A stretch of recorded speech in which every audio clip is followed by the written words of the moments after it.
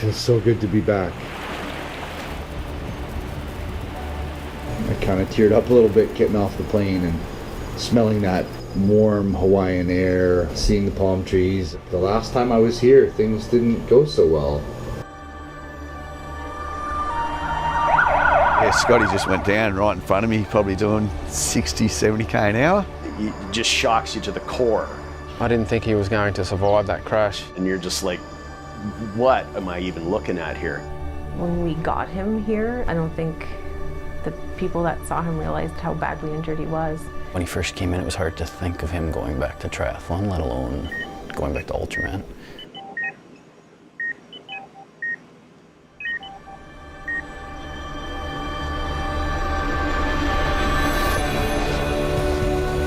I think he was talking about going back to Ultraman before he could even reach above his shoulder.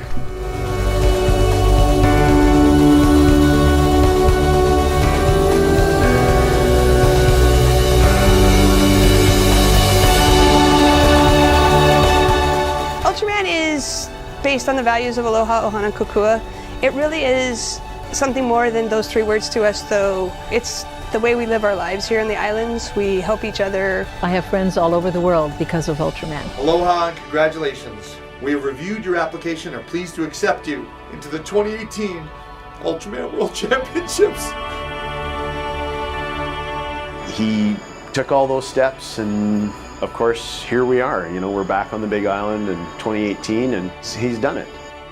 The prize was getting to Kona. The struggle has been the last 3 years after the accident. You know, the victory's probably just getting to the start line.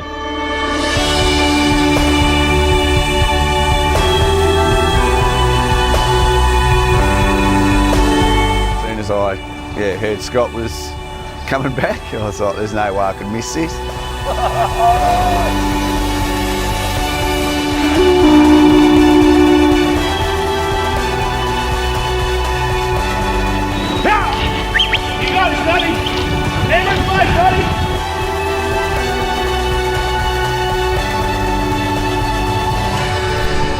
You can't do this race without your crew. They're your lifeblood. I'm really a little bit scared now. It looks like there's plenty of time, but it isn't. No, there isn't. There's a long uphill now. It's 16 miles to Waimea and mostly uphill. And here we are now approaching the final half an hour of official competition time.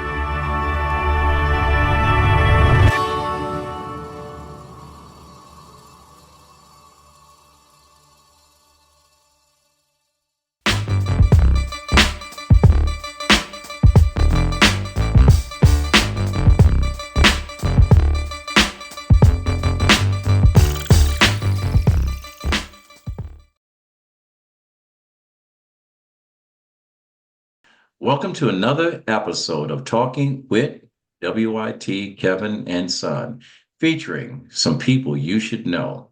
Hi, I'm Kevin McLemore. I'm your show host, four-time published author, speaker, and mindset messenger. This episode is brought to you by RMK Productions and the 10 United Podcast Network. Through the power of our story, our mission is to uplift through the power of your voice, inspire, share stories and experiences, perspectives, using the framework of teaching, learning, and modeling. Our purpose is very simple. We want to create hope, helping other people every single day. Whatever your objective, successful people create a framework around their day-to-day lives that it either enhances their lives, and sometimes, like my guest today, they pour into others. This podcast will reveal the secrets of a highly effective life.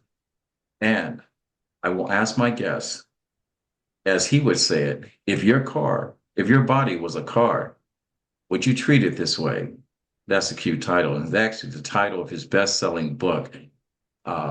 If your body was a car, would you treat it this way? But that's not where the story begins, and that's not the story we're going to tell. We will talk about it. Our guest will share with you what inspired him to go from triathlon to Ironman and then to Ultra World Championships. To some, it sounds like an unbelievable story. Some of us wake up and we talk about the things that other people won't do, and then we wish we can do some of the things that our guests will do.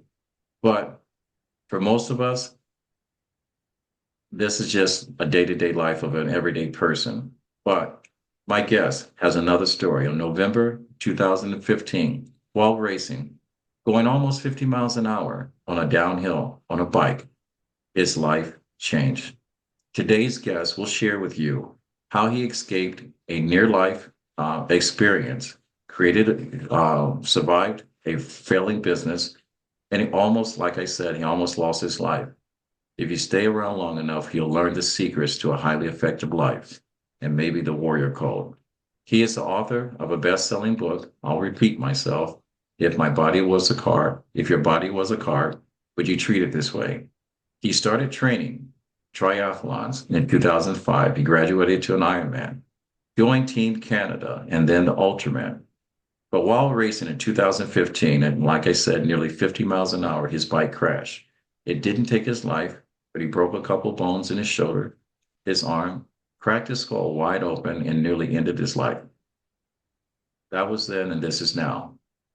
Being featured in an award-winning documentary, which I watched, and I have to admit, it made me cry.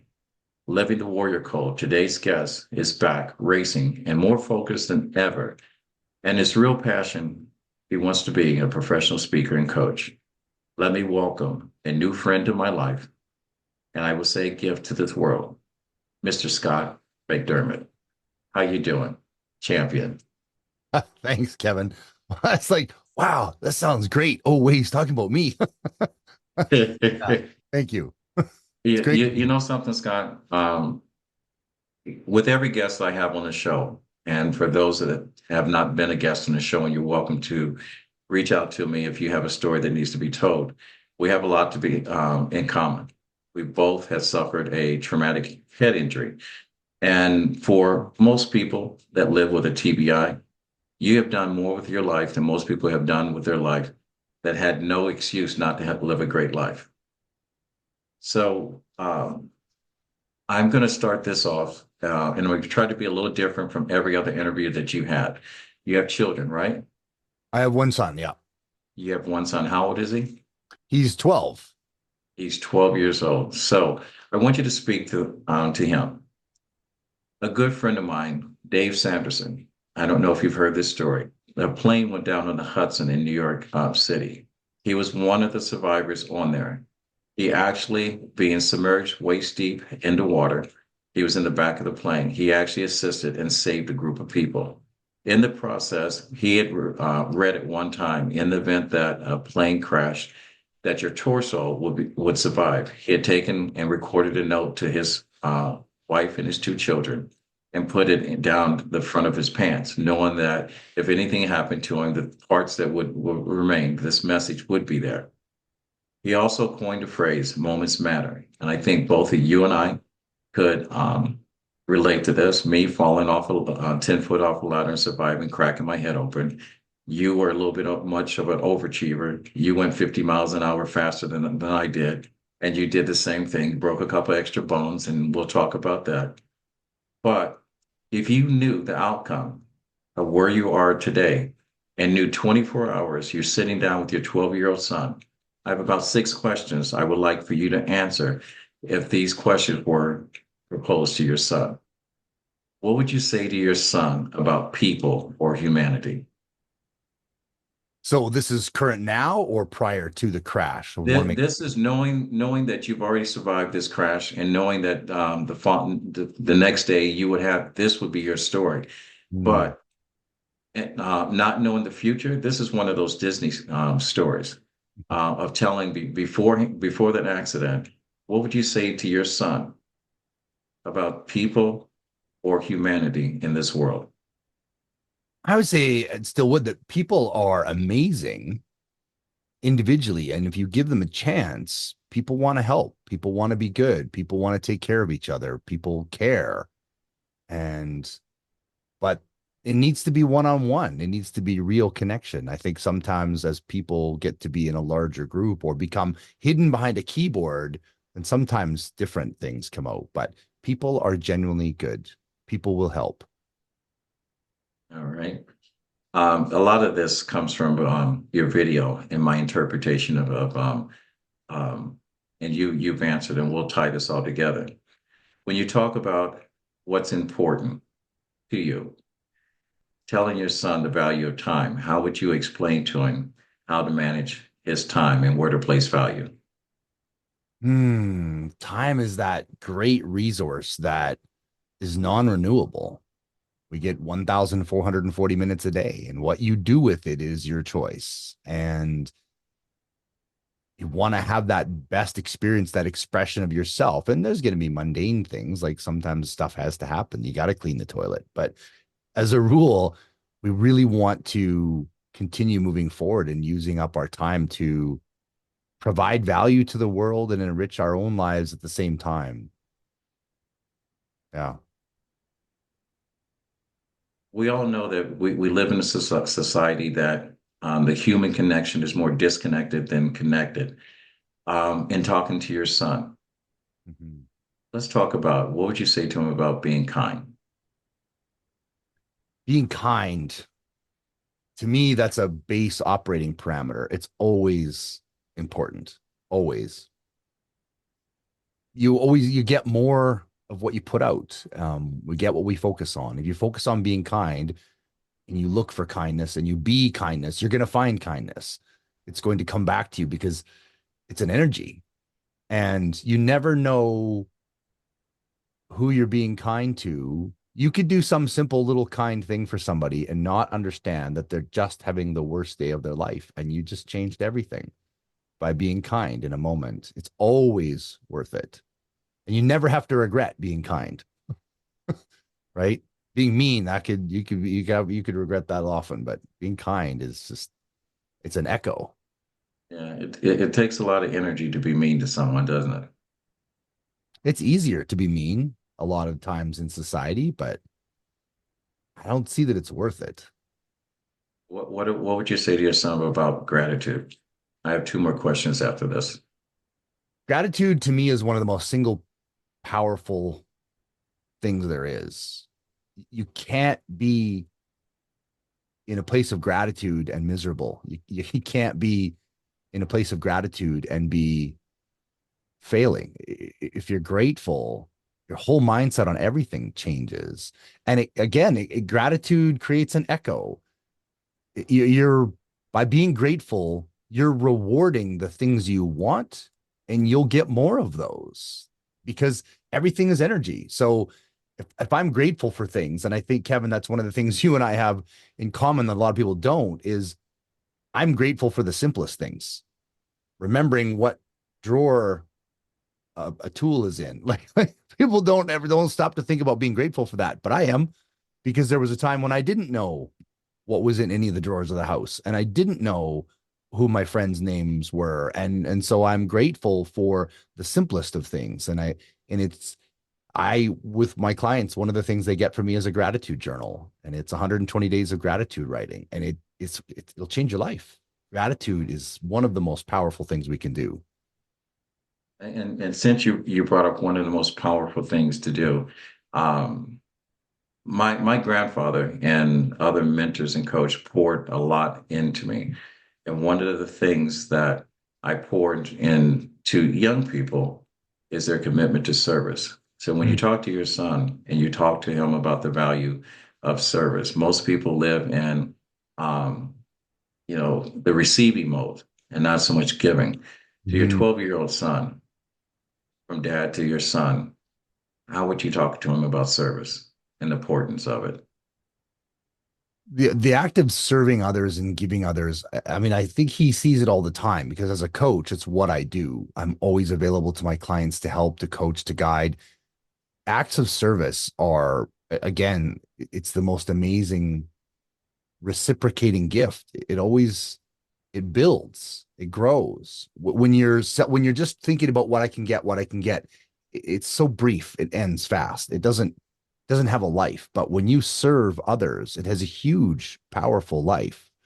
And I mean, gratitude's along that same line. It's so incredibly powerful to live with an attitude of gratitude and serving other people, because it grows. I was part of Rotary for a long time, and we bought a bunch of brand new wheelchairs and took them to third world countries and delivered them. And the first delivery I did was 2005. That's a long time ago. That's almost 30 years ago. or 20 years ago. And there's somebody out there in a wheelchair still. Like, that's that echo of being in service to others. And I didn't get anything out of that. I took a bunch of time and I raised a bunch of money and, went to Belize or Mexico and handed off a wheelchair. But that act of service changed somebody's life, and that's worth it. All right.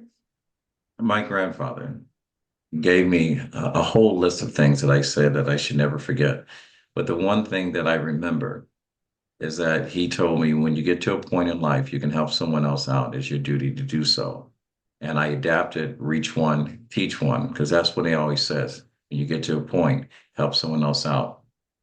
What would be the one thing, and you'll probably have multiple things, you would tell your son that you hope he never forgets? Oof, you ask big questions, Kevin. This is not a straightforward interview. I love it. Gosh. Say that again for me. My mind went a million places. All right. There are many things, I'll phrase it a little bit different, that you're going to pour into your son, and your son's probably going to teach it to someone else's son or daughter. What would you tell your son and ask him never to forget? My grandfather told me that when you get to a place where you can help someone else out, it's your duty to do so. He said, reach one, teach one. And that has been my model for the rest of my whole entire life. What would you tell your son? And it could be more than one thing that you hope that he would never forget. Yeah, there's two things that come up for me. One is, there's only one of you, period. And you are unique. You are different than every other human being on the planet. You have talents and skills that nobody else has in the combinations that you have. You're special and amazing just the way you are. And I think the other thing, we talked about that attitude of gratitude. And to me, this is the hard one, which is being grateful for everything, even the stuff that you think sucks, because it has a lesson to teach. Even the crappy things, we need to be grateful for them. There's a Stoic philosophy saying called amor fati, which is the love of fate. The love of fate, not tolerating fate, not tolerating what's happening to you, but loving it because it's perfect for you. And I think that's a big piece of it is I hope that I can teach my son is that no matter what's going on, even if you're struggling, that somehow it's perfect. And it might not be, you might not be capable of understanding it yet. There's a higher thing going on, a higher plan, and it's perfect, even when it feels like a train wreck. Right. So let's go ahead and get into the heart of this interview, and hopefully you're feeling a different type of way in the mindset of how we're going to go through. And I'm gonna say ahead of time, in the event that I trigger anything, you don't have to answer it, because I know there are some things that when you have a head injury, that brings back bad memories. And sometimes it depends on the day, the moment, the hour, the second. We react in a different kind of way. And sometimes when we react, people are not around long enough for us to ask for forgiveness, because sometimes we're out of control. So, a good friend of mine, since my head injury in March 2018, always asks me every morning, how am I feeling? And this is a question. And you and I share the same story. For those of you that do not know this, you'll learn that not only that you break a couple bones, and I say this lightly because I learned to laugh at my injury falling 10 foot off the ladder onto my head, but a traumatic brain injury is a dysfunction that is caused by an outside force, normally falling. You are an overachiever. Like I said, you went from 0 to 55 and did it your way. And it's a violent blow to the head. And a lot of times it affects how we function, how we show up in the world. But before we go on and we're going to talk about how you went into racing, extreme racing, and how you immediately, and this is, if you guys want to see an amazing documentary when he tells you, you have to watch this. But I will tell you, I don't know what brand of Kleenex that you will use, but you need two boxes, because my eyes sweat every now and then, but I have to be honest, it made me cry. So let me go through, and before I go on, I have to identify, one of our sponsors, Xero Shoes. Let your feet and body do what it's naturally designed to do. If your ankles, like mine, knees and back scream at you at the end of the day, go to Barefoot Shoes. Learn more about Barefoot Shoes. Click on the link in the description below and find out what I did to live a better life in Barefoot Shoes. So with that said, November 2015 at the Ultraman World Championships. It's a 3-day event on the Big Island of Hawaii. Day 1, and correct me if I have anything wrong, is a 6.2 mile open water swim. When I say 6.2 miles, that's not in a swimming pool. That's in the freaking ocean with sharks, dolphins, and when you watch the video, you'll see all that. In addition to that, not only do you have to swim 6.2 miles, you also take a designer bike, which is with all the latest tricked out stuff, and you ride 90 miles. 24 hours later, you do another bike, 170-mile bike ride, and on the third day, you ride 52 miles. Is that a 52-mile run that you have to do? Run, yeah. The double marathon. You do know that a regular marathon is not, you're doing 2 in one day. What kind of man are you? And then, as you know it, at the end of that, and I don't know, I'm going to let you tell the story. Let's go back to race day. And if you watched the movie, can you tell us a little bit about the making of the documentary, how that came to be? Because I also know that the way this documentary is today wasn't exactly the way it was planned. And feel free to acknowledge many of your friends by first and last name that took part in it, the film crew, the EMS people, your doctors and whatever, because I will tell you, without someone giving you a second chance and believing you had life, a lot of people that had not been as strong as you mentally and physically would not be here to tell this story. So I'm going to sit back and let you take your paintbrush and recreate November 2015. Yeah, lots of crazy, great things to unpack. I'll say it like this. So in 2011, I did Ultraman Canada Championships, and I did that because I was training for Ironman in 2010, and I bumped into a fella named Nick Mallett, who's an Australian, and he's like, "Oh, mate, you should give Ultraman a try." And I was like, "Shut up, those guys are nuts! Like, that's just crazy. Like 2.5 Ironmans, forget it. That's nuts." And then we started talking about it, and he was like, "Well, think about it. Once you get swimming, you could swim for a while. You had a kayak to support you with electrolytes." I'm like, "Well, yeah." And he's like, "You're a really good cyclist. You've done all kinds of crazy things. I've done 400 kilometers in one day for cancer research, which is, I guess, 200 and something miles." And I was like, "Yeah, but a double marathon, come on." And he's like, "But think about it. If you run the first marathon fairly easy in around 4.5 hours, you've got 7 hours to walk the second marathon, like, or longer than that. Actually, you've got 8 hours. Like you could do that." And all of a sudden I was like, "Holy cow, you're right." And I signed up for it. And in 2011 at Ultraman Canada, I was 6th overall. I was 20 minutes from second place on a 27-hour race. And I was like, "Holy cow, I love this." Like, it was my best race I've ever done in my life. It was my favorite thing. I was like, because I'm kind of a diesel engine.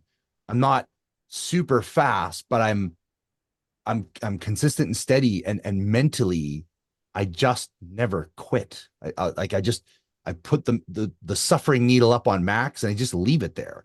And so I kind of thought, well, I found a sport that I'm good at. This is pretty cool. And then in 2012, my wife and I had this miracle, which was our son, because I have a 12-year-old, but I'm 55. My wife's 56. So he was our miracle. We spent 15 years trying to have children and all kinds of stuff. And eventually he was our little miracle. And you talk about acts of service. We had a good friend of ours who donated an egg to make it happen. It was a pretty powerful gift. And that gift has just given and given and given, made my life the best it's ever been by having a child. So it was phenomenal. So a little dovetail there. But I knew I wanted to go back to Ultraman, but we wanted to enjoy the experience of the first year of my son's life. And when January of 2013 came along, I was like, I'm kind of going stir crazy. Can I go race again? My wife was like, please do. So I went off and I went to the Ultraman Worlds, and I got a bit of a wake up call. It's a very, very difficult race. In 2013, there were 6 to 8 foot swells on the ocean, plus cross chop, plus a current against us. And I got a few mouthfuls of seawater and I started to throw up. I got motion sickness. So instead of swimming in 3 hours and 10 minutes, it took me 5 hours to swim the 10 kilometers, the 6 miles. And I threw up for the last 3 hours. So I would swim for a few minutes, pull over, grab the safety kayak, throw up at the ocean, put my goggles back on, swim for another 10 or 15 minutes, throw up, swim, throw up, swim, throw up, swim. I did that for 3 hours. I arrived exhausted and crawled on my bike, and my crew resurrected me. And I finished that race. And it was a very, very powerful day, very, very powerful race. But all through 2014, all I could think of was, I think I can go faster. I think I could do better. I think we fixed the swim thing. I know. And I just couldn't stop thinking about it. And I went to the Banff Mountain Film Festival, which is a very large film festival near where I live here in Alberta, Canada. And I was watching the Banff Mountain Film Festival, and I was like, I think Ultraman would make a really good film submission. I wonder if we should make like a short documentary, because nobody's heard of Ultraman. Everybody's heard of Ironman, but Ultraman is a small race. It's been going almost as long as Ironman, and it's limited to only 40 people in the world invited to the race on the big island of Hawaii, of Kona. And there's no prize money. There's no cameras. There's no coverage. There's no footage. It's a quiet little race for people who really, really love challenging themselves to the ends of your limits. And I thought, boy, it'd be neat to make just a little film about it. And so I reached out to a friend of mine named Drew Kenworthy, who is a phenomenal filmmaker. He's done a lot of things like commercials and things. And he's worked with me on some promotional stuff, because I ran a big fitness center for 18 years. I ran a 15,000 square foot gym for 18 years. And so he'd done commercials for me and promotional stuff like that when I was, because I've been the race director for the Zombie Run and the Father's Day Run and the charity events and all kinds of different things. So he's done some promotional stuff. I said, hey, Drew, I'd like to make this little documentary about Ultraman and show how much the race involves family. Because in Ironman is all solo. You go out by yourself and you jump in the water and you swim and you get on your bike and you bike and you get on the run and you run, and your family might see you for 2 minutes in a 10, 11, 12-hour day. In my case, they may miss you if you stay in transition too long, which I've done. Right? Yeah, exactly. It's really easy to miss your person. But Ultraman's different, because your friends or family, they are your crew. So somebody is in a kayak beside you, feeding you electrolytes and water for the whole swim. And then somebody's in a van leapfrogging you for the whole bike and the whole run. So it's very much a team sport in that sense. It's different. And it's this really powerful family, because I saw many times in Ultraman Canada, many times at Ultraman World Championships, where, like, for example, at Ultraman Worlds in 2013, one of the crews, their rental van, the alternator quit and their van died. And the crew closest to them just served both athletes for 4 hours while their van got fixed. In the competition, like, those two athletes essentially are competing with each other, but their crews helped both athletes succeed. And in my 2018 comeback race, one of the athletes from Garav's team gave me their spare tire when I had a flat, because we want each other to succeed at our best. So I wanted to film this great piece of humanity that is Ultraman. And I was having a good race in 2015. I had a good, strong swim. And then I had a good, strong bike on day one. And I was, I think, 14th or some 10th or 14th overall, something like that. And started day 2 bike and was doing really, really well. I had moved my way up. Yeah, I was 14th after day 1. And on day 2 on the bike course, I'd worked my way up to 10th overall, and I was hunting number 9. I was getting faster and faster, was gaining on him slightly. And I had just talked to Peter Hudson from Australia, and I just passed Adam Fox, Gary Wang, bunch of different guys. And I was going on a downhill in the slight rain. And then I woke up in a hospital. And I remember opening my eyes and I was laying down, and my first thought was, get up.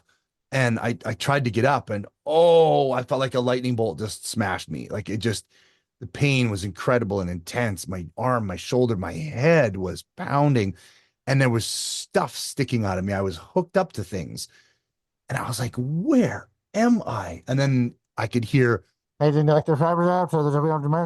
was like, I'm in a hospital. And my focus kind of cleared a little bit, and I looked, and the other side of the room, standing up fairly quickly, was my best friend Lyle. And I looked at him like, where are we? And he's like, well, you're in the brain trauma unit on Oahu. You had a crash, and you're okay. I was like, whoa. And just everything hurt, and I had no memory of the crash. And I found out later from talking to Lyle that apparently this was like the 6th or 7th time I had asked that exact same question and had that exact same thing where I woke up and asked where I was. And it's just kind of funny story. So Lyle had gone down and asked if it was okay with a doctor if he got me a coffee, ice, cappuccino, something or other. And that little bit of caffeine allowed my brain to just speed up enough to start recording on the hard drive, as I say. And that's when my memories restarted. And Lyle had been lying to the nurses when they came to give me more morphine and whatever. He said, oh no, somebody already did that. He's good. Because he's like, they just turned you into a drooling mess. And so felt like we couldn't tell how you were doing because they kept, anyway, whether he should have done that or not, I don't know, but I'm glad he did.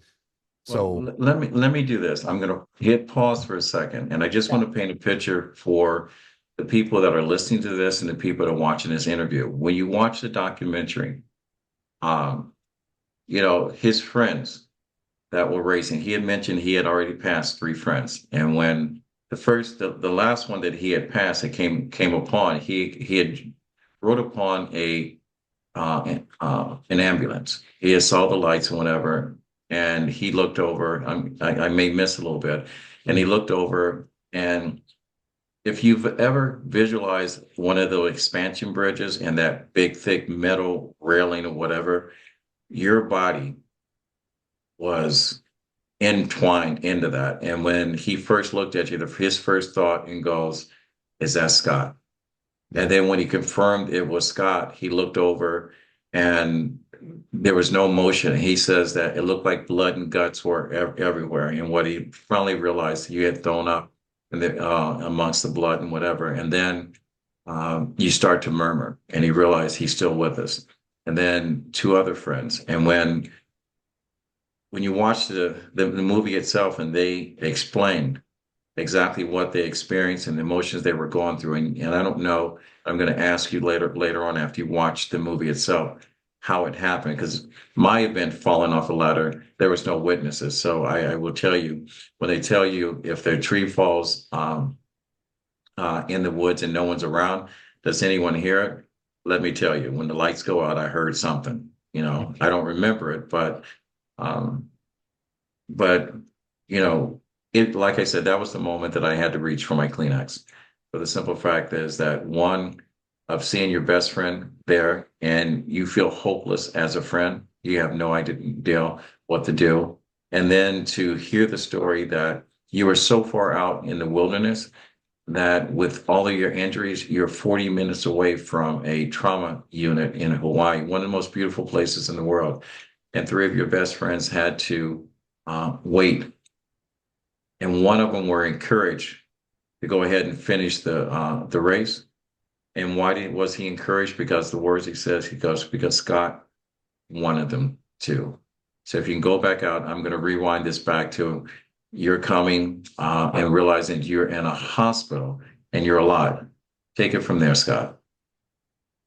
Yeah, and realizing the extent of my injuries, but even not really. Like, so a couple of things I'll dovetail on, but in the hospital, they knew my shoulder was broken, but they said I sprained my wrist. They didn't x-ray up far enough to realize my arm was actually in three parts. The radius, the upper bone was broken in three pieces, but they didn't x-ray far enough to see that because they were so worried about my brain, because I broke my skull open.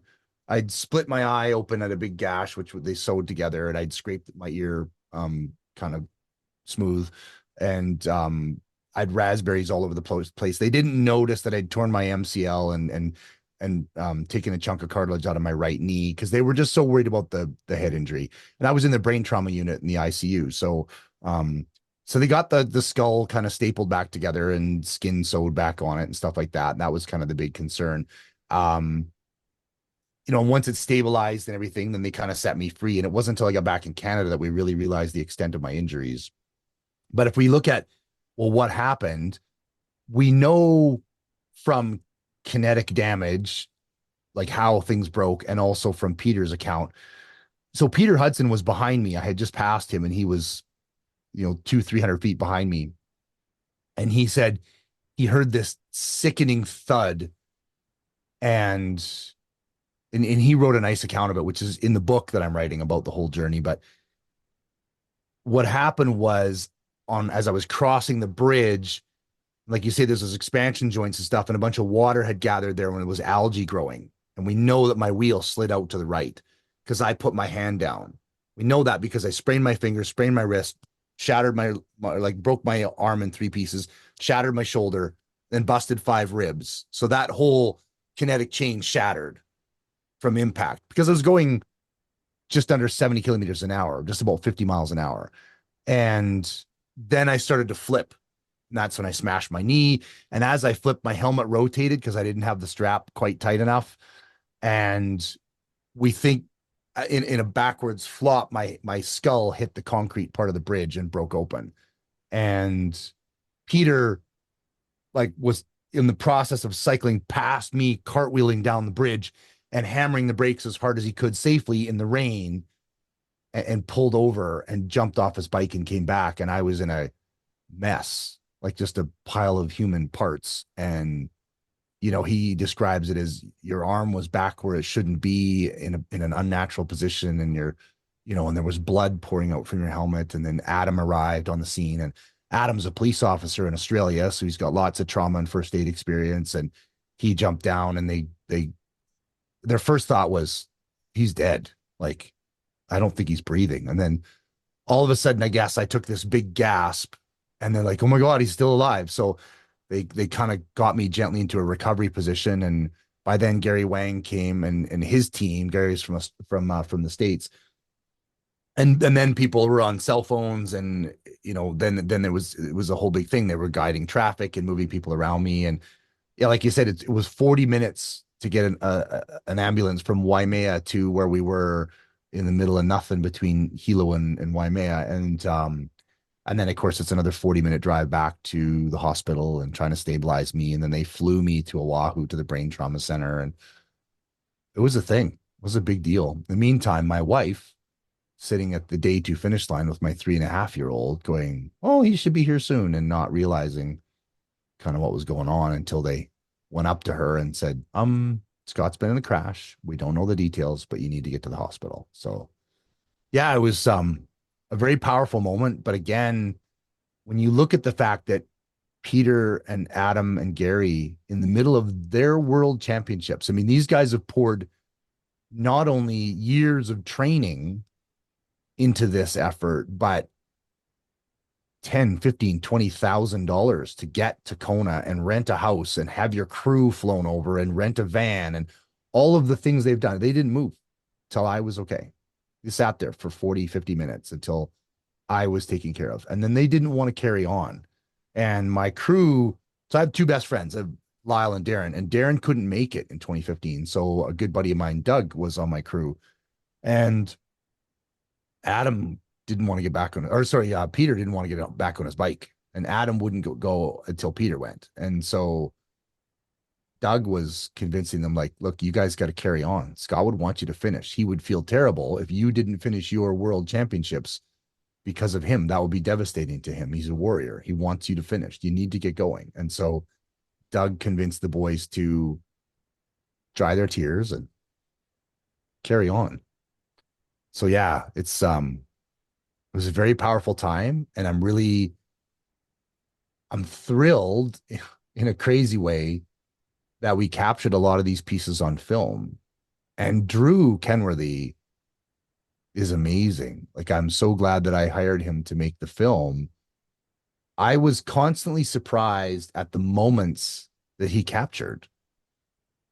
And he was filming other athletes, and then an ambulance went zinging by or whatever, and he came upon the scene. He's like, oh, something's wrong. Oh my God, it's Scott. And of course, he's got his camera and he's filming this horrible scene. And there are people that are traumatized and emotional, but credit to Drew for filming, because that's hard to do. And he realized, we're making a documentary, and Scott said, film what happens, whatever happens, film it, because that's the point of what we're doing. Like, I wanted to show obviously the success and, hey, it's great, we did this great thing.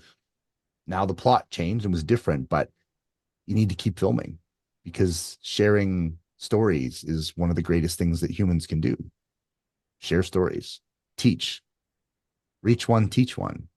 You're exactly right. And so if you have not figured out now, my opening questions are part of this story of not only talking to your son, but you also just spoke to your friends. And the same 6 questions I just asked are the same 6 questions you just answered without having to go 1, 2, 3, 4, 5, 6, because that's what I took away when I watched not only you going through what you had to, because there are detailed pictures of you in the trauma unit, exposed, fully exposed, with all your parts and all the medical things tied up. It is almost like a movie, but listening to your friends and listening to you speak affectionately from a man to another man about the commitment to your friends and the service and community, humanity. You just spoke about that, but the one thing I didn't mention is fucking resilience. And when I say resilience, and this is why I say that you and I are cut from the same cloth. I do not have the title of the warrior code, but I do know that, my grandfather always said, you get knocked down once, get up. He said, knocked down twice. He says, get back up. And he says, get knocked down 3 times. He says, next time, duck, son. Yeah. So, there's a powerful thing too, Kevin. Like, I talked about attitude of gratitude, even for the things you think that sucked. There's a powerful lesson in that. Like, when I look at my childhood, it was challenging. I love my parents. They were good people, but they were stuck in a problem. They were alcoholics and smokers and all kinds of things. And it was a bit of a mess. And there was a lot of hard times. And then there was other layers, problems in high school and bullies and all kinds of things like that. And I tried to commit suicide when I was 13, and all kinds of stories of trials and tribulations and challenges. And then somehow I didn't, and the bullies would chase me home from the movie theater and all these different things. And it wasn't until later that I realized that the common thread of all that, and it had to be pointed out to me by somebody else, but the common thread in all of the challenges I faced was not that I was in the midst of all this chaos, but it was that I never quit. I never stopped. I kept going. And I think people forget that. They get into the place of, oh, why me? Why is life so hard? Oh, and instead of going, holy cow, life was really hard and I didn't quit. And that's the power. That's the crazy, awesome thing. That's the gift. That's the amour fati, the love of fate. Yeah, growing up was hard. Great. But it made me strong. It made me ridiculously relentless. And so then when things are hard, I'm comfortable. Like, as crazy as that sounds, when things are really hard, that just feels normal to me. To some, it may sound strange, but to others, it's good morning to, at least on my end, because when people hear me say, I enjoy the pain, I enjoy the struggle, because I know anything that's hard, sooner or later, is going to become easy. And listening to your story, most people would have endured and healed from this crash, but would have been traumatized for the rest of their life. And that's the reason why when we talk about traumatic brain injuries, is that it's hard to come out on the other side, because things that go on in your head, and this is the reason why when I first talked to you, I said, I finally found someone that knows what's going on in my head. They don't know that, a basic conversation that has some conflict is magnified tenfold. Trying to remember someone's name when we talk about what we do in the speaking world and talking about it's just like today, trying to find words in my head. When I try to say transactional conversations or experiences, you'll find out that you struggle remembering a person's name. And we all know that a person's name is the most beautiful sound to anyone's voice. But in our head, trying to remember and then trying to deal with things or remember, even going back through this, there's things that wake up some mornings and I'm emotional without cause. And I said, I finally found someone that knows what I'm going through. I finally found someone that can communicate to the people that are at least in my life of what you're going through. But the one thing that's consistent is that you have become an advocate for your own story.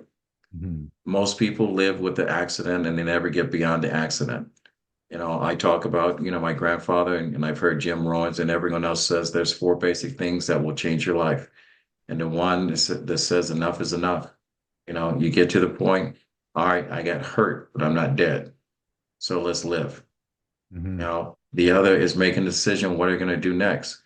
Man, I'm going to tell you, most people would not visit the scene of an accident again, but, for some reason, I look at that beautiful shirt you're on, and I said, I know you're going back to racing. So let's talk about what's next. How do you deal with the TBI? Yeah, the traumatic brain injury was really incredibly difficult, and it was difficult in layers because it was changing as time went on. And I think a big part too is I wasn't aware how bad it was, because I was just, when I was in Oahu and then they let me out of the hospital and then we flew back to Kona and we were in our little rental suite for about another 7 days until we flew home to Canada. Because of course the plan was we go to Hawaii, Dad does this race thing, and then we have this 10-day family vacation. But I spent 3 of it in the hospital and 6 or 7 not being able to do much. And I remember bits and pieces, and a lot I remember because of GoPro videos of myself.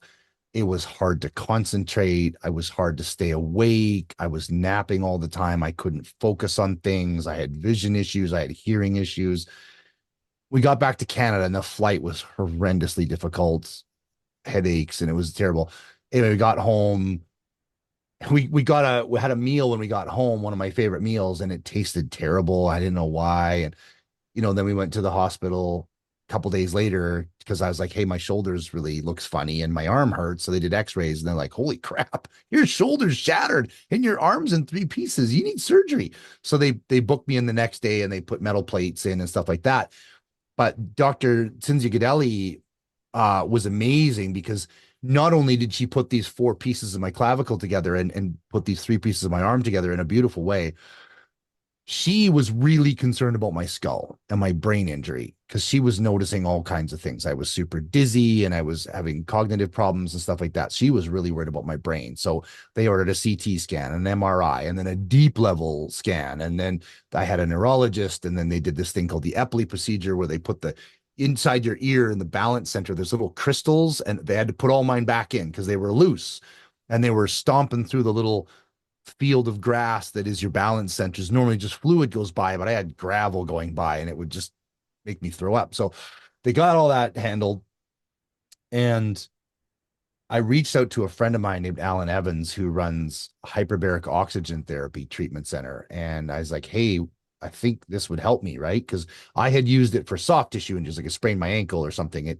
Hyperbaric oxygen helps you heal faster. And if you don't know what hyperbaric is, it's a lot of time used for scuba divers when they get the bends, but they put you in a cylinder. You slide a table into a cylinder, close the door, pressurize it to 1 atmosphere, which is 33 feet below sea level. And at pressure, you can breathe pure oxygen for an hour. If you were to breathe pure oxygen right now, it would kill you because we're used to 21%, right? So, but under pressure, you can breathe pure oxygen. Your body heals faster. So I said, Alan, would this help with this brain injury? And he goes, absolutely, it would. And so I started doing hyperbaric oxygen 5 days a week for 3 months. It was very expensive, drained our savings account, did all those tricks, but it started to slowly improve. Because yeah, having a traumatic brain injury and a business and a 3-year-old was really hard. And my wife and I had sold our house because we were going to build a new home on a piece of land that we found. We were in a rental unit. We were in a little rental duplex. There was boxes everywhere. We hadn't even unpacked. We just went to Kona because it just happened to, all the things happened, escrow, everything happened just before we left for the World Championships. So, oh, we'll unpack when we get home. Now I'm all smashed and broken, can't think straight, and we're full of boxes. So my wife is a miracle. Hillary and I have been married for 32 years, and she's amazing. She's just a rock star. She was solid, unwavering, supportive. She never cracked. She never broke. She was on the phone for months and months and months with the insurance companies, settling the $250,000 hospital bill, all of those things. She was amazing. And during that time, I could be awake for maybe an hour and a half. And then I would start to slur my words and my eyelids would get heavy. And it looked like I was drunk or something. And then I would just have to sleep for 6 hours and then try again. And I carried on for a good month. I couldn't put my own socks on because my arm wouldn't move because the metal plate in it. And it was hard to brush teeth with the wrong hand and shave my head with the wrong hand. So my wife learned how to shave my head and help with certain things. And it was a little rough for a good long time. One of the big things that changed everything, I had asked my doctor for permission. I said, so it's 1 o'clock in the morning kind of thing, the day I had my surgery. And Dr. Godelli was explaining to my wife what she had done and the metal plates she'd put in and things she'd fixed. And then she said, do you have any questions? And I looked and I said, yeah, when can I start training again? She just shook her head. She's like, I just rebuilt you. Are you kidding me right now? And she's like, what do you mean? I'm like, well, when can I swim again? She goes, oh, it'll be a long time till you can swim again. You're going to have trouble lifting your arm above your head for quite a while. That's going to take a lot of rehab. So I was like, oh, when can I ride my bike? She's like, you can't load those bones for at least 3 or 4 months. I said, when can I run again? She's like, it'll be really uncomfortable, but you could probably, if you stabilize the arm, you could probably run in about a month. So 30 days and I can run in 30 days. Right. And she laughed and she said, yeah. So I did. It was exactly 30 days for my surgery. I Velcroed my arm to my chest and I went out for a run. It wasn't much of a run. I don't think it was 15 minutes and I didn't go very far. I don't even think I made it a mile. But it didn't matter. It was running, more of a shuffle, but I got home and I peed out black anesthesia. Like it stunk like a hospital when I peed. It was gross. But then all of a sudden I was clearer and my sense of smell came back and like a bunch of things started to heal. And the more I ran, the better I feel. The more I ran, the more my brain started to work. But it was still years and years. Like it was still 3 years of not remembering who people were at all. Like people I've known for 20 years, family members, and just staring at them like, sorry, I have no idea who you are. And that's hard because it's invisible. People look at you and go, oh, what are you talking about, Kevin? You look great. Yeah, but I don't know who you are. And I should. I know I should, but it's just not there. And so I continued on the journey. I actually flew to Germany and met a fellow named Inge Jarl Clausen, and he teaches a traditional Scandinavian therapy called vegetative training. And it's kind of like in North America, we have a version of it. called TRE, trauma release experience, but it's basically a version of deep breathing, like box breathing and breath holds, but in through the nose, hold for a long count, or in through the nose longer than you even think is possible, then hold, then out through the whole body longer than you think you could breathe out. And you do that for an hour. And at the same time, processing through the crash and all of those pieces. And it was very, very powerful. But that's when my brain started to really heal a ton.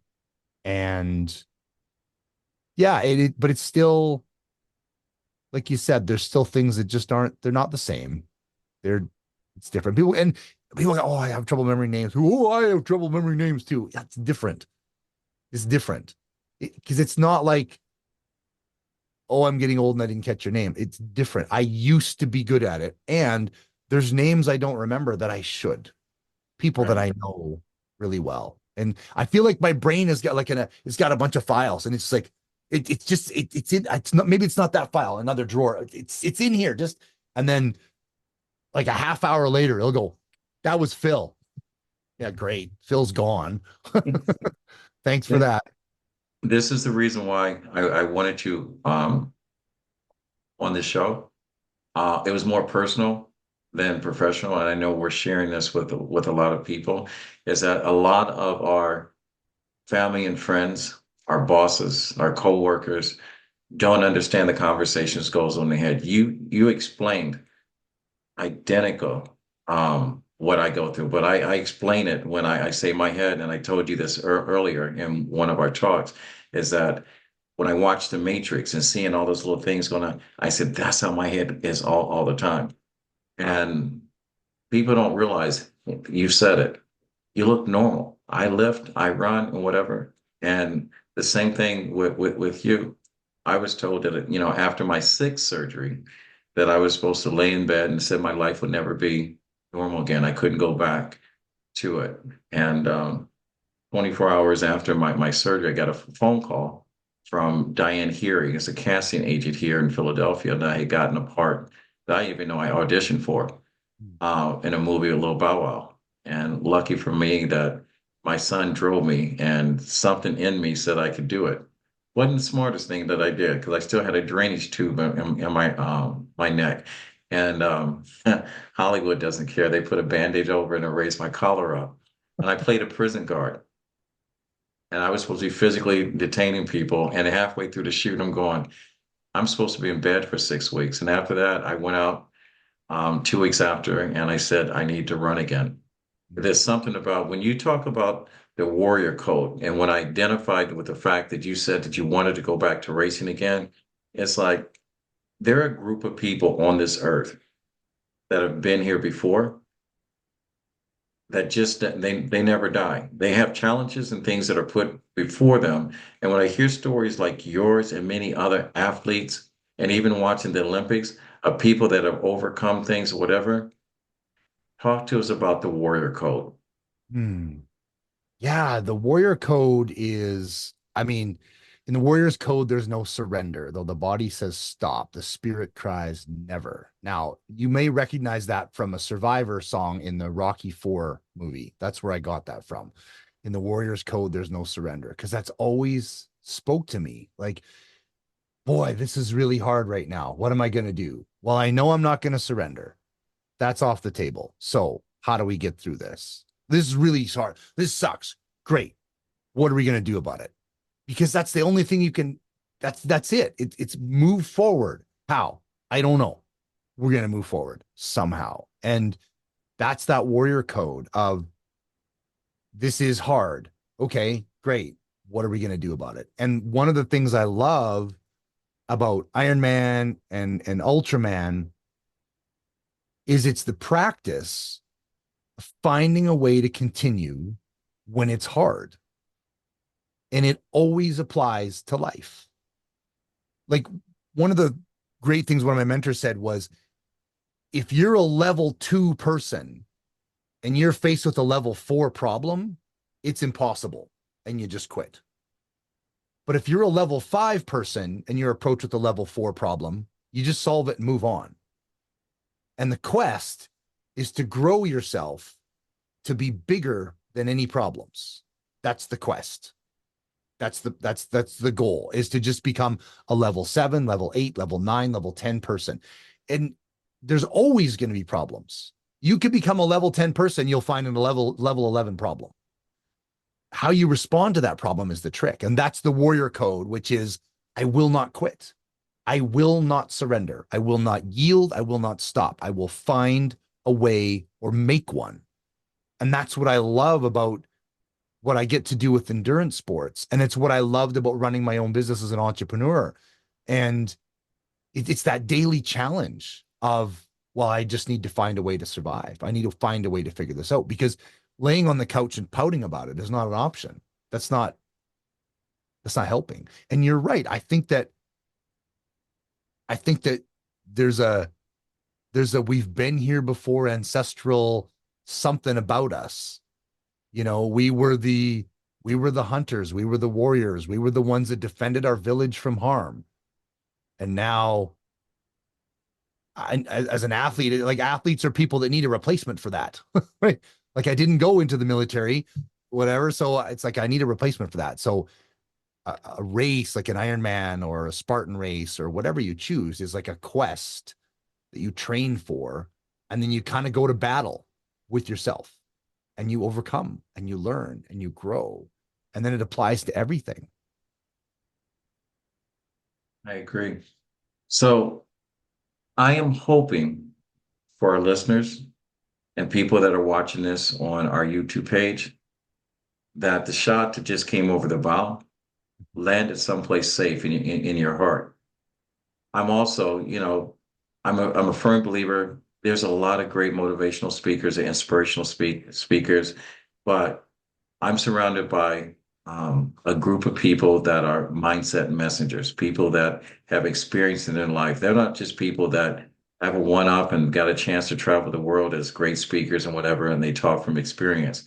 I'm more so inspired by a person that has fallen down, that has been broken, that's put his parts together, that tells me the story of resilience and how to overcome some stuff, than it is from a person that just says, got to be hungry, or, I'm not taking anything away from the people that have opened the doors, but the doors open for a different conversation, a different experience, a group of young people that are coming up. Now, Scott McDermott is probably, one of the most powerful, inspiring, inspirational speakers that are out there.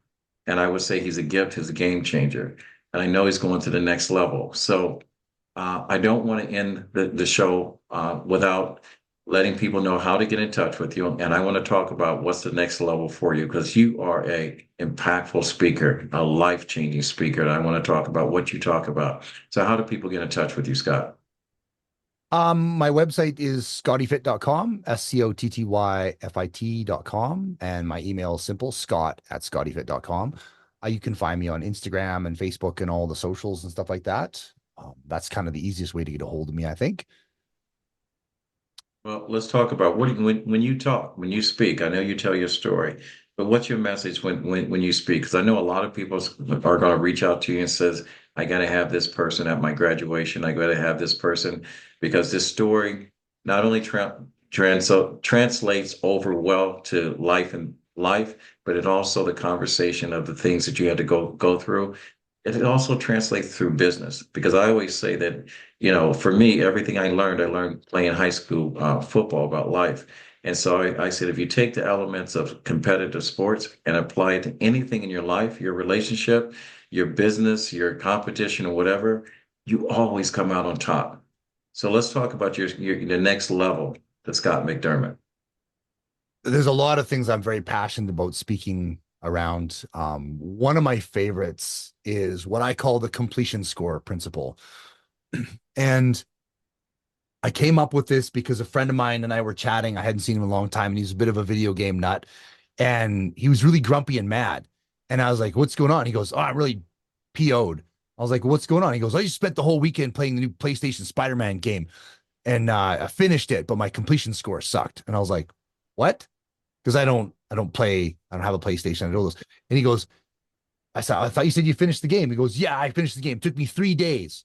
3 days. You played the game for 3 days? Yeah. And I said, what do you mean? He says, well, when I finished, my completion score was 17.2%. And I was like, but you finished the game. He goes, yeah, but it sucked. And I was like, and I got goosebumps. And I thought, oh my gosh, what if when you die, you go to some check-in desk somewhere, like whatever your beliefs are, but let's just say there's a check-in desk and they say, hey, Scott, welcome to the afterlife. Your completion score is 17.2%. Like, what? What did I miss? Can I go back? No, you're dead now. You only did 17% of the 100 we had available to you. I would be furious. And so I think one of the cool things is after my near-death crash, I look at life differently. Like, I want my completion score to be big, 80, 90. I don't know if I'll ever reach 100% completion score because I always have new ideas and things I want to do, places I want to go, people I want to meet. But I don't want to die and live a little life of meh. Like, I want to have a good completion score. And it was very powerful because I was writing this actually for a book I got to co-author with Corey Poirier. And as I was writing this concept that I had created about the completion score, I was talking with my mom, who was in palliative care and in the process of passing away. She's 97 years old. And I started asking her a question like, Mom, what's your favorite memory? And what's your favorite vacation? And what do you love most about your life? And we chatted. And I talked about sort of this, like, you know, do you feel complete in your life? And she was complete. My mom was at 100%. And when she passed away several months later, it was easier to let her go because I knew she was complete. She was good. She did all the things she wanted to do. And by contrast, I've had relatives that have suddenly got stage 4 cancer. In this one case was ovarian cancer. And she was mad because her completion score wasn't even close. And she died angry.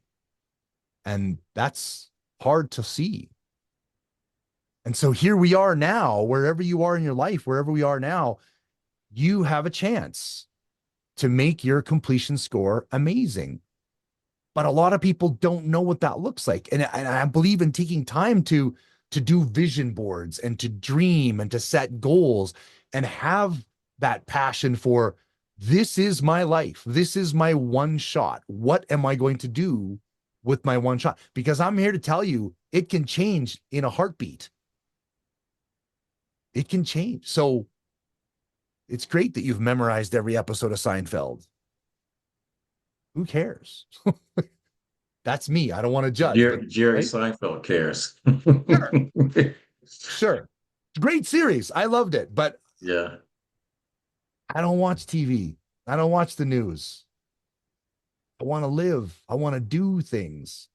Last night with my family was supposed to be bedtime and it was getting late. And I said to my wife, I said, the Northern Lights are supposed to be out tonight. Let's keep them up a little bit. It's summer. And so at 12 o'clock, we went out driving around in the country to see if we could find a spot to see the Northern Lights. Like, I want to live. Yeah. The nice thing about it, you mentioned Corey Poirier. We're surrounded by a group of people that completion scores are extremely high. I am grateful that Corey introduced the two of us and many of the other people that we share. I mean, you know what my completion score is like. Every single morning I wake up and I share with 100 people that are important to me that I care about. And I say this all the time. I apologize because I get up every single morning at 3:47, and no matter what, I never hit the snooze because I just figured that's God's way of saying get started. Mm-hmm. And I want to make sure that he never regrets it. You're a wonderful individual. You're a wonderful individual. I hope the people that are listening to this episode of Talking with Kevin and Son are not only inspired, but they want to be the change they want their children to see. Life's all about chance and choices and the actions that follow. If my good friend, Scott McDermott, is not an example of what life is all about, what resilience is all about, is never giving up on yourself is all about, then you'll end up with a completion score of 72% when your day comes to an end. All right, because you just didn't get it. I mean, we put it out there. They say life, smart people leave nuggets. I'm going to tell you, this is a gold rush coming from this conversation that we have right now. So let me ask this question before we end this podcast, and I can talk for another 2 hours talking to you. I purposely, we didn't go into the book because this is supposed to be only a 35 to 45-minute podcast, but we went over just because the content was just super itself. We'll talk about that book. Where can you get the book real quick?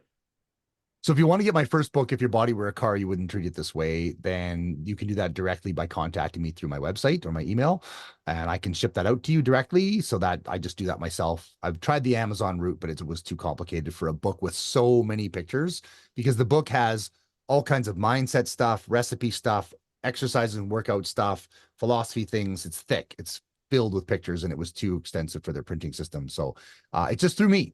And I also do a nutrition program called the 21-Day Nutrition Reset. And again, that's easy to find me on the website, or you can go to 21daynutritionreset.com, because the reason I healed so well is by knowing how to feed myself optimally with the best food. You can't be vibrant and healthy, amazing by living on junk food and coffee. That's not how that works. So I don't drink coffee. I'm caffeine free. Let's go, baby. Right?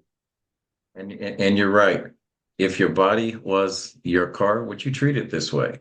And so it's by Scott McDermott. So many things. One more question. Final question. If you had one ask, ASK, and the reason why I say this, and we've had this conversation before, when I started this podcast, everyone told me how to get hundreds of thousands of likes and whatever, and I chose not to do it. I chose to create a system that like-minded people were going to come together. And I said, only the people that have a high call to action, and, they don't drive, my friends, they don't drive by an accident, they stop and help. So if you're that type of person, I said, I want you in my circle. I want this type of guest in my circle. You and your friends are more than welcome. You always have an open seat. But I'm probably the only podcaster out here that can say to this date that I've had 5 people that have answered this question, and total strangers had granted these 5 people their lifelong wish. Now, most of us, 90% of us, live our whole lives being at 70% and never have one dream come true. And through this show, August 4th, matter of fact, I just celebrated my anniversary of this podcast. We've had 5 people that life has changed because someone cared enough to be a difference. When they say reach one, teach one, we're reaching one at a time. So, Scott, my good friend, if you had one ask, and make sure it's big, what will it be? One ask. Ask of the universe, ask of the world. Who am I asking? You can ask anything that you want. You can ask for yourself, the universe, the world, mankind, humanity. You can ask. If you had one, and if someone was to enable you to have that dream come true, your film should be up for a couple other awards, by the way. That's my ask for you. Okay. And I have a dream that our circle of friends, that we do a tour and do what Les Brown, Tony Robbins, and all those guys do. Let them meet the new changing of the guards, and let us inspire you. Spend a weekend making changes in people's lives. That's what my ask would be for all of us, Corey, Stacy, and a bunch of other people that's in our circle. So what would your ask be? My ask would be of people listening that you take care of yourself and your body. Your body loves you, and it's fighting so hard to carry on. And eat food that loves you back. Like, if you take care of you, put your own oxygen mask on first before helping others. Learn to love yourself, love your body, take care of your body, because that echo would profoundly change the world. When you're happier, when you're healthier, you're happier, your hormones are better, you're more able to make a difference in the world. When you're a grumpy, miserable, suffering clod of ailments, you're not helping anything. So my ask would be, truly learn to love yourself. And I think you're asked at least what anyone that's above 17% completion, your ask will definitely be answered. And I got to go back and say that my personal experience when you talk about health and fitness, I'm in the same space. You know, I work long days. I'm on my feet 24/7. And a good friend of mine, Stephen Sashin, designed a shoe called Xero Shoe. I tried out 6 pair of them, which I invested. He didn't give me anything. And I am a big fan. The ankle pain that I had, the knee, the instability, the back, you know, wearing shoes that had an elevation or a platform threw off my kinetic chain. And within 7 days, and I'm not saying this is for everyone, this is not scientific, this is personal. I will say that if you love your body and at the end of the day, your body's screaming back at you, silence the noise, go barefoot, go to Xero Shoes. And the link is in the show description, so please click on that. Scotty, my man, like I said, the seat is open for you to come back anytime to do your speech, your next book. You want to get us a sneak peek on the next book, what we're talking about? The next book is called Living the Warrior Code, and it is the entire journey of going to the World Championships, crashing, nearly dying, making a big recovery, and doing the comeback in 2018. All right. And if you want to get in touch with Scotty, give it one more time. How we get in touch? www.scottyfit.com, SCOTTYFIT.com, or scott@scottyfit.com. Ladies and gentlemen, I appreciate you. I appreciate our loyal fans and all the listeners. And I hope that this episode of Talking with Kevin and Son and the People You Should Know, you have embraced and welcomed Scott McDermott into your life and his story. And if you're above 70%, adopt the Warrior's Code. And please, if you liked what you've heard, then I'm going to ask you to share this. Go to our YouTube page at RMK Production and Network on our YouTube page. And if you'd like to be a guest or you have someone that you think they have a story to be told, hit us up at info@rmkproductions.org. So the struggle is never ending. There's always a story to be told. The only difference is your story to my story is location and the cast of characters that are involved in your life. But the big thing is how you react that makes your story worth telling. So, like I said, the struggle is real. Find 1,000 reasons to be kind to someone. My grandfather always said, when you get to a point that you can help someone, he said it's your duty to do so. Reach one, teach one. And with that said, we'll fade to black. Thank you, ladies and gentlemen. Thank you, Scott. You're welcome. Thanks for having me.